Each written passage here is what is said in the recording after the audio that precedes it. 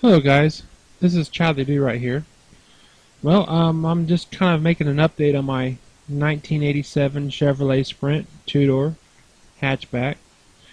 And long story short, most people probably wouldn't put the time and effort into a car this old, but it kind of has somewhat of a sentimental value to me and the family. It's been through about 3 different family members, and I borrowed it and drove it to and from college.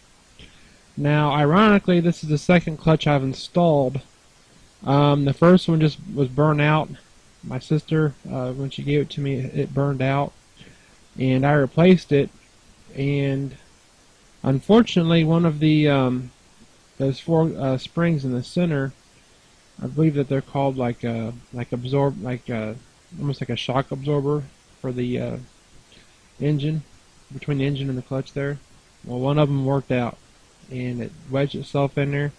I essentially had direct drive, and so right there you can see that metal flange broke out and it wedged itself in there.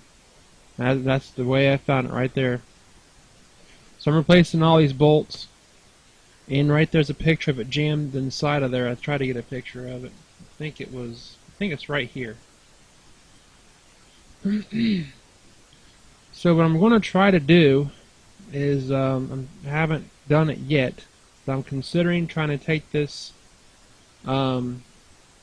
clutch and replace it with one that's just a little bit more heavy duty. Now this is the engine and transaxle out, all in one unit. That's how I've done it. Done it about a decade ago, and that's how I'm doing it now. It's not that difficult to get this engine out and transaxle. After you've done it once, you know what you had to do pretty much exactly to each nut and bolt. But the engine's been gone through and everything about the same time I did the clutch, and it looks like that what I'm going to try to do is this clutch facing is only 6.25 inches in diameter, and I'm going to go up to I think it's a 7 or 7.5 inch disc clutch, and to do that requires replacing the flywheel. You cannot buy this flywheel anymore. It's for a turbocharged car.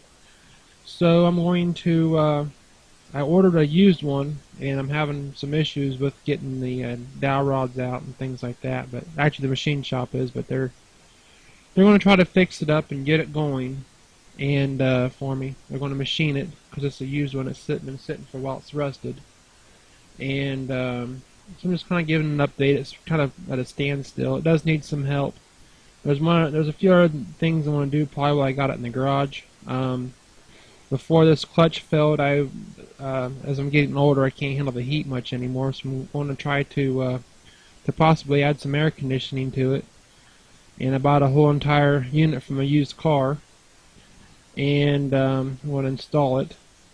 And I've also got a handful. It came with a whole bunch of parts, more than I needed probably, but it's the wiring's going to be the trouble to figure out, because there is some difference on the wiring.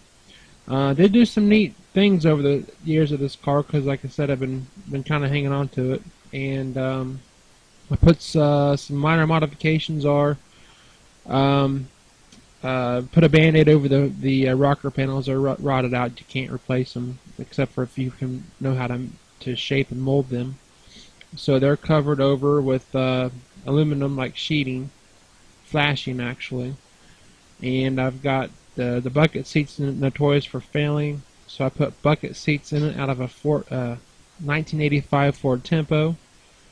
It's got a newer radio, newer speakers. I've done some little minor work to the interior wherever I could.